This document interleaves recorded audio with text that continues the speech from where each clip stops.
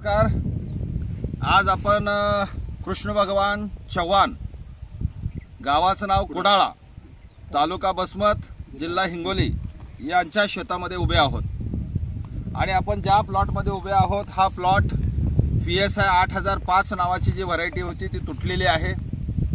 तुटल्यानंतर खोडव्यामध्ये पहिल्या 20-25 दिवसामध्ये 5 कामं केली पाहिजेत।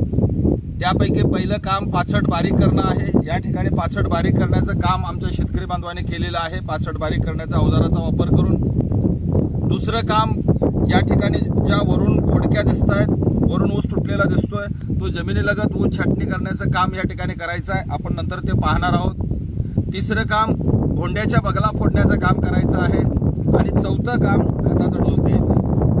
ही सगळी कामं झाल्यानंतर जर शक्य असेल 2 फुटाच्या वर गॅप असतील तर त्या गॅप भरण्याचं काम करायचं आहे आणि त्यानंतर पाणी देण्याचं काम करायचं। त्यापैकी पाचट का ठेवावं थोडक्यात सांगतो। पाचट ठेवल्यामुळं 35 ते 40% पाणी कमी लागतं। पाचट ठेवल्यामुळं पाष्टाच्या खालून वरती तण येत नाही, खुरपणीचा खर्च वाचतो।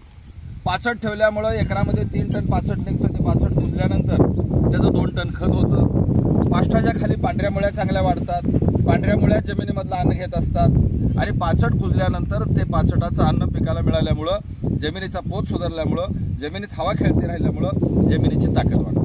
म्हणून नेहमी शेतकरी बांधवांनी पाचट जाळू नये, पाचट ठेवलं पाहिजे। दुसरं काम काय करायचं आहे, आता पाचट आपण सर्वसाऱ्यामध्ये पाचट ठेवू शकतो आणि पाचट ठेवून भोंड्याच्या बगला फोडू शकतो। दुसरं काम काय करायचं आहे, जमिनीलगत हा ऊस छाटून घ्यायचा। हा जमिनीलगत ऊस छाटल्यामुळं जमिनीच्या खालून जे कोंब येतात त्यामुळं त्याचं ऊसात रूपांतर होतं आणि वरून जो ऊस तुटलेला आहे तो जर नाही छाटला तर तो त्यातनं जे कोंब बाहेर येतात वरच्या ऊसातनं, वरती राहिलेल्या कांडीतून त्याचं ऊसात रूपांतर होत नाही। म्हणून बुडक्या छाटण्याचं काम शेतकरी बांधवांनी केलं पाहिजे। छाटलेल्या बुडक्यावरती एका एकरला 200 लिटर पाण्यामध्ये 400 ग्रॅम 22 टिन अधिक 500 मिली क्लोरोपायरिफॉस, एक कीटकनाशक एक बुरशीनाशक आणि जे शक्य असेल तर त्यामध्ये 100 मिली इथेफॉन किंवा इथ्रिल म्हणून मिळतं, ते 100 मिली मिसळलं तर छाटलेल्या बुडक्यावर फवारणी केल्यामुळं रोगाचं नियंत्रण होतं, किडीचं नियंत्रण होतं आणि फुटवा चांगला निघतो। याच्यापेक्षा वेगळं पाहिजे असेल तर 200 लिटर पाण्यामध्ये 400 मिली इलेक्ट्रॉन म्हणून मिळतं UPL कंपनीचं, त्याची फवारणी करू शकतं। किंवा याच्यापेक्षा चांगलं बुरशीनाशक पाहिजे असेल तर 200 लिटर पाण्यामध्ये 200 मिली गावचो नावाचं कीटकनाशक आहे, 200 मिली फॉलिकर नावाचं बुरशीनाशक आहे किंवा बिनॉस नावाचं बुरशीनाशक आहे, त्यामध्ये 100 मिली इथेफॉन किंवा इथ्रिल मिसळून फवारणी करायची। तर पहिलं काम पाचट ठेवलं, दुसरं बुडक्या छाटून घेतल्या। तिसरं काम ही जी भोंड्याची बगल आहे उसाच्या दोन्ही बाजूला भोंड्याच्या बगला फोडण्याचं काम करायचं आहे। बगला फोडत असताना ही जी माती आहे ती पाष्टावर जाऊन पडते, त्यामुळे आपल्याला पाचट कुदायला मदत होते। आता हे पाचट लवकर कुजवण्याच्या दृष्टिकोनातून एकराला 1 पोतं युरिया टाकायचा आहे, 1 पोतं सुपर फॉस्फेट टाकायचं आहे आणि जर मिळालं तर पाचट कुजवणारे जे जीवाणू आहेत त्या जीवाणूची फवारणी पाणी देत असताना पाण्याच्या पुढं किंवा पाणी दिल्यानंतर वल असताना जीवाणूची फवारणी करायची आहे। पहिलं काम पाचट ठेवलं, दुसरं बुडक्या छाटून घेतल्या, छाटलेल्या बुडक्यावर फवारणी केली, तिसरं काम भोंड्याच्या बगला फोडल्या, चौथं काम खताचा डोस द्यायचा आहे। एका एकरला खतं देत असताना उदाहरणार्थ जर तुम्ही सरळ खतं देणार असाल तर एकराला 1 पोतं युरिया द्यायचं, 3 पोती सुपर फॉस्फेट द्यायचा, 1 पोतं पोटॅश द्यायचं, 40 किलोची एक बॅग असते सारथी नावाचं खत टाकायचं।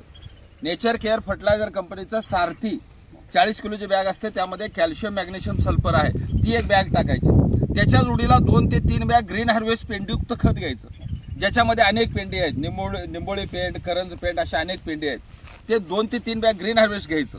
त्याच्या जोडीला 1 बॅग सिलिकॉनची घ्यायची, 50 किलो रिच सोल नावानं मिळतं, 1 बॅग सिलिकॉनची बॅग घ्यायची आणि कुठल्याही कंपनीचे कीटकनाशक घ्यायचं। 4 किलो रिजंट किंवा फर्टेरा नावाचं कीटकनाशक बाजारामध्ये मिळतं, ते मिसळायचं। सगळी खतं एकत्र करायची आणि जी बगला फोडलेली जागा आहे त्या जागेमध्ये खताचा डोस द्यायचा। तर चौथं काम खताचा डोस द्यायचा आहे आणि 5वं काम जे आहे ते गॅप भरणं किंवा तुटाळ भरण्याचं काम आहे। आपल्या शेताच्या कडेची एक गोळ काढावी, अखंड बेटं जे निघतात ते बेटं आणावीत, 2 फुटाच्या वर गॅप असेल तर चांगला खड्डा घेऊन त्यामध्ये पाणी ओतून त्यामध्ये बेट ठेवून चारी बाजूनं माती लावून घरघरीत जर पाणी दिलं तर ते बेट जगू शकतं। गॅप खोडव्यामध्ये भरत असताना 1 डोळ्याची टिपरी चालत नाही, 2 डोळ्याची टिपरी चालत नाही, रोप लावून सुद्धा फायदा होत नाही, आपल्याच खोडव्याची कडेची बेटं काढून त्याला गॅप भरावे लागतात। तर अशी ही 5 कामं जी आहेत, पाचट ठेवणं, बुडक्या छाटणं, बगला फोडणं, खताचा डोस देणं, नांग्या किंवा तुटाळ भरणं आणि त्यानंतर पाणी देणं ही 5 कामं 25 दिवसामध्ये 30 दिवसामध्ये जर झाले तर लागणीच्या ऊसाला लाजवेल असं खोडवं या ठिकाणी निघतं. आता आपण या ठिकाणी बुडक्या कशा छाटाव्यात हे थोडंसं समजून घेऊया. की वर दिसणारे जे ऊस आहेत ते बुडक्या छाटण्याचं काम आपण समजून घेऊ. जरा बुडक्या छाटून दाखवा.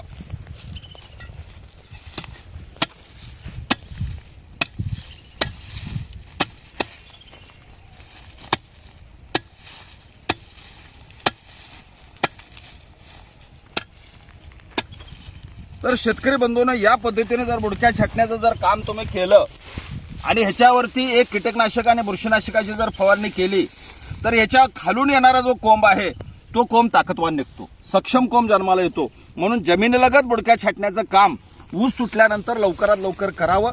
छाटलेल्या बुडक्यावरती कीटकनाशक बुरशीनाशकाची फवारणी करावी, बगला फोडून घ्याव्यात आणि बगला फोडलेल्या जागेमध्ये खताचा डोस द्यावा. एवढं खोडव्यामध्ये करावं.